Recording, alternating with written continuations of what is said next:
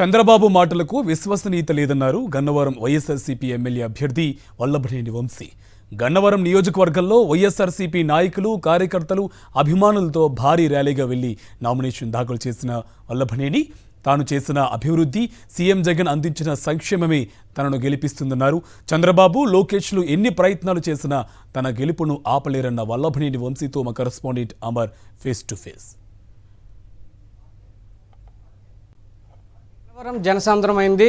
YCP అభ్యర్థిగా వల్లభనేని వంశీ వేసిన నామినేషన్కు నియోజకవర్గ ప్రజలు, వైఎస్ఆర్సీపీ అభిమానులు, కార్యకర్తలు పోటెత్తారు. గెలిపే ధీమాగా మూడోసారి గెలుస్తామనేటువంటి దృఢ సంకల్పంతో వంశీ నామినేషన్కు హాజరయ్యారు.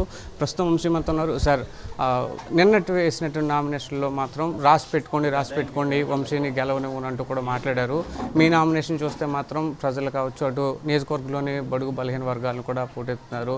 మూడోసారి వంశీని గెలిపించుకుంటామన్నారు. మీ అనాలిసిస్ ఏంటి? అంటే ఇంతకుముందు కూడా ఈ జిల్లాలో ఒక ఆయన ఉండేవాడు, బాగా గొప్ప ఇంటి పేరు. ఆయన రాసి పెట్టుకోండి అని చెబుతుండేవాడు. ఆయన ఏమైపోయాడో చూసాం.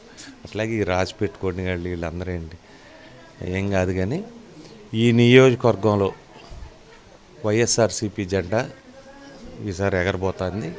వైఎస్ఆర్సీపీ పార్టీ గెలుస్తుంది. జగన్మోహన్ రెడ్డి గారు మళ్ళీ ముఖ్యమంత్రి అవుతారు. ఇది ఎటువంటి శషబెషలు లేని విషయం. దీని మీద ఆర్గ్యుమెంట్లు, టాపిక్లు ఏం లేవు.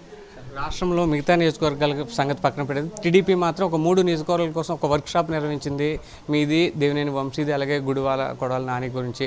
మీ ప్రాంతాల్లో స్పెషల్ వర్క్ చేసి ఎట్టి బస్సులో మీరు గెలవకూడదు అనేటువంటి వ్యూహంతో వెళ్తుంది. దానికి ఏమంటారు కూటమి మీద? ఇప్పుడు గుడివాడలో కొడాల నాని గారిని కానీ, గన్నవరంలో నన్ను కానీ చంద్రబాబు, లోకేష్ కాదు ఓడించగలిగింది. ఇక్కడ ప్రజలు ఓడించాలి. ఇక్కడ ప్రజలు కోరుకుంటే మేము గెలుస్తాం. ఇక్కడ ప్రజలు కాదనుకుంటే ఓడిపోతాం. అంతేగాని చంద్రబాబు, లోకేష్ కాదు. వాళ్ళకంత దమ్ము, ధైర్యం ఉంటే చంద్రబాబుకి, లోకేష్కి ఒకడు గుడివాడ, ఒకడు గన్నవరం పోటీ చేయొచ్చుగా. ఒకడు కుప్పం, ఒకడు మంగళగిరి ఎందుకు? అంత పోటీగాళ్ళు అయితే అవునా కాదా? బాబు కొడుకులు ఇద్దరికి మా ఇద్దరిని వేసేస్తామనే కాన్ఫిడెన్స్ ఉంటే నన్ను, కొడాల నాని గారిని, బాబు కొడుకులిద్దరు ఇక్కడికే రావచ్చు కదా. ఒక డైరెక్ట్గా గుడివాడ, గన్నవరమే రావచ్చుగా.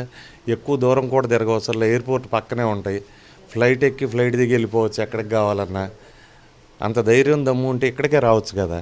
ఒకడు మంగళగిరి, ఒకడు కుప్పం ఎందుకు బోర్డర్లో? ఇటీవల టీడీపీ అంతర్గత సమావేశం వీడియో ఒకటి బయటకు వచ్చింది. ఎన్ఆర్ఐలు దింపుతున్నారు, కొన్ని కుటుంబాలు మేనేజ్ చేద్దాం, ఓటర్లు వెధవలు, వాళ్ళకి డబ్బులు ఇస్తే మాట వింటారంటున్నారు. నిజంగా డబ్బులు ఇస్తే చెప్పే ఓట్లు వేసే పరిస్థితి ఉందా? పరిపాలన బేరీజ్ వేసుకుంటారు. చాలామంది ఇక్కడ బాగా చదువుకొని అమెరికా వెళ్తారు. అక్కడ వీళ్ళందరూ ఏం పనులు చేస్తారో మనకు తెలుసు కదా. అంటే ఎటువంటి మానం, మర్యాద లేని, సంస్కారం లేని సన్నాసులాళ్ళు, దౌర్భాగ్యులు. వాళ్ళ గురించి వాళ్ళ టాపిక్ అవసరంలా. కూటమికి సంబంధించి 3 పార్టీలు కూడా ఉమ్మడి మేనిఫెస్టో ఇప్పుడు రిలీజ్ చేయలేదు. ఒకవైపున బీజేపీకి సంబంధించి ముస్లిం రిజర్వేషన్లో ఒక విషయాన్ని చెప్తుంటే, ఆంధ్రప్రదేశ్లో కూడా ముస్లిం ఓటర్లు ఉన్నారు, మీ నియోజకవర్గంలో కూడా ఖచ్చితంగా ఉన్నారు. కానీ చంద్రబాబు ఆ రిజర్వేషన్ రద్దు అంశాన్ని కనీసం ఖండించడం కాదు కదా, లేదు అనేటువంటి వ్యాఖ్యలు చేయట్లేదు. దాన్ని ఎలా చూడండి? చంద్రబాబు నాయుడు గారు అంత పచ్చి అవకాశవాది, రాజకీయాల్లో అంత దౌర్భాగ్యంగా అబద్ధాలు చెప్పే రాజకీయ నాయకుడు ఎవరిని చూడలేము మనం. గతంలో చూడలే, భవిష్యత్తులో కూడా చూడలేము. అట్లాగే వాలంటీర్లు ఆడవాళ్ళని తలుపులు కొడుతున్నారని, భర్త లేనప్పుడు వెళ్ళి మూటలు మోసే ఉద్యోగాలని, వాళ్ళు దొంగలని, దేశద్రోహులని, ఏదో వాళ్ళు డేటా స్మగ్లింగ్ చేస్తున్నారని ఏదేదో చెబుతాడు. మళ్ళీ ఉన్నట్టుండి వాలంటీర్లు మీరు భయపడబాకండి, మీకు నేనున్నాను, మీకు నేను వచ్చి 10,000 జీతం చేస్తానంటాడు. ముందు రోజేమో వాళ్ళని పీకేస్తానంటాడు, తర్వాత రోజు మీకు 10,000 జీతం చేస్తానంటాడు. అట్లాగే జగన్మోహన్ రెడ్డి గారు పేద ప్రజలకు ఇచ్చే సంక్షేమ పథకాల మూలాన చేయూతో, చేదోడో, ఆసరానో, ఈ పెన్షనో, వీటన్నిటి మూలాన కూడా రాష్ట్రం శ్రీలంకలాగా అప్పుల పాలైపోయింది, నాశనం అయిపోయింది, దౌర్భాగ్యం అయిపోయింది అంటాడు. మళ్ళీ మరుసటి రోజు వచ్చి నేను ఇంతకన్నా డబుల్ ఇస్తా, ట్రిపుల్ ఇస్తా, 4 రెట్లు ఇస్తా, 5 రెట్లు ఇస్తా, 1 2 3 4 5 6, 1 2 3 4 5 6 అని తిరుగుతూ ఉంటాడు. పొద్దునోటి మాట్లాడతాడు, మధ్యాహ్నం ఒకటి మాట్లాడతాడు, సాయంత్రం ఒకటి మాట్లాడతాడు. ఆయన మాటలకు ఎటువంటి విశ్వసనీయత లేదు. ఏం చేసావు? పేద ప్రజలకు ఏం చేసావు?